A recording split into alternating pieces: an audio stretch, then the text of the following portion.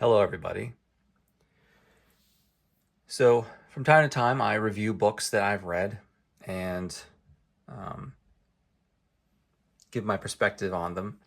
Well, this time I have a rather different novel than I have ever reviewed on this channel, and this is Dracula. I'm going to tell you a little bit about my own experience.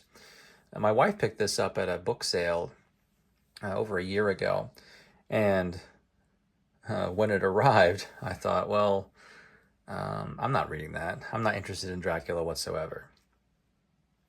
And then this year there was a summer reading challenge at our local library. And one of the requirements was to read a book that in a genre you have never read before. Well, this is a gothic novel. I had never read a gothic novel before. But I had seen the movie Bram Stoker's Dracula featuring Gary Oldman as Dracula. I believe it came out in the 90s. And I did not like it. I saw that in my youth. I was in high school, and I did not enjoy it. And so I was a little bit hesitant to read this. Well, let me tell you, that prejudice I had against this book was completely misplaced. This is, now hear me say this is, in my opinion, the greatest Christian novel I have ever read. This is an amazing Christian story. Now, there is some horror in it. It is a gothic novel. There's a little bit in there. But what makes this a Christian novel? Let's consider first the name Dracula. Dracula means approximately son of the dragon. So in Christian literature, what does the dragon represent? It represents Satan. We get that right out of Scripture. The dragon represents Satan. So when you read fairy tales of knights going out and destroying a dragon, or you read Beowulf, and Beowulf is a great warrior, and he goes and he destroys the dragon Grendel. These are stories, these are allegories that are written as complete stories rather than being an obvious allegory. These are meant to be stories constructed as a story for you to enjoy, but also to tell you something important about morality and about God and about good and about evil.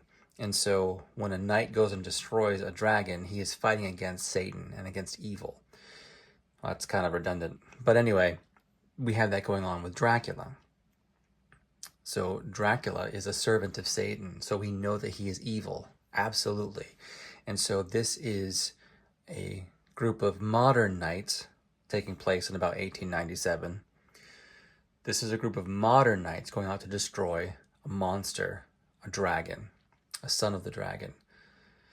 And in medieval literature, when you have fights against dragons, what is happening there? So a monster, an evil monster, and this even goes back to the ancient Greeks. When you have a monster, the monster interrupts man's progress and disrupts society so that man cannot continue to live, to function. His society cannot function.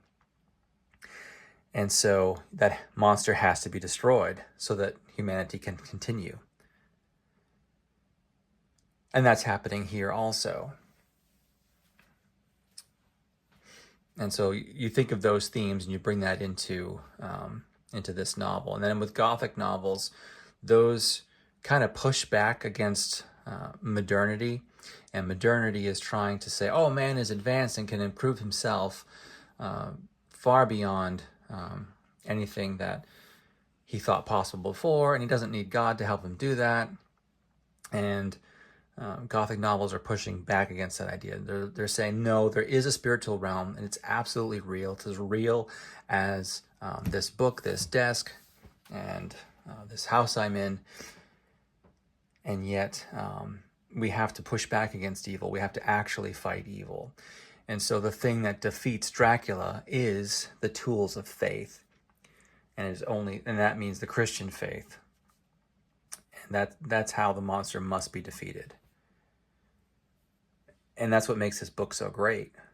It has so many of those themes of pushing back on modernity. Not to say that modernity in itself is a bad thing, but some of the ideas encapsulated in modernity that go with it are bad ideas, and the Gothic novel is pushing back on that. And this has, it just has a lot of really good images. It has some disturbing images as well, but ultimately good will win.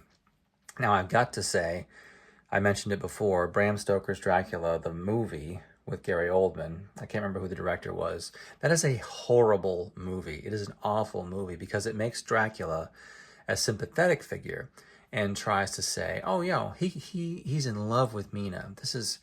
It's really a love story. Well, that is completely wrong, because if Dracula is the son of the dragon, if he's a servant of Satan, then he is only evil. He is not to be psychoanalyzed. He is not to be sympathized with. He is evil and must be destroyed. There is no sympathizing with the devil. And that's what that movie got so terribly wrong. It did not understand the purpose of the story at all. This is a great fairy tale. It is a Christian fairy tale.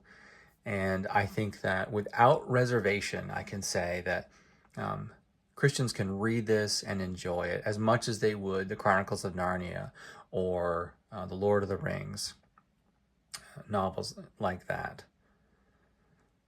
So this is very highly rated. It is one of the books that I will remember having read for years to come. This is of all the books I've read this year, this is one of the most consequential. There's a handful more, but this is the most consequential book I've read this year, of course, outside of Scripture, is what I mean. So, highly recommend it. This edition is pretty interesting. It's from Scholastic. It reminds me of when the book flyers would come once in a while during the school year when I was a kid, and we'd all be excited, oh, we're going to get a book. I'm going to get a few books, maybe. Maybe my parents will let me order one. But the Scholastic logo being really prominent on the front. It's just produced by that publishing company. But this is a really nice edition. Nice hardcover, cloth over board. And this is a really nice paper. I wish I could convey the touch and feel of these pages.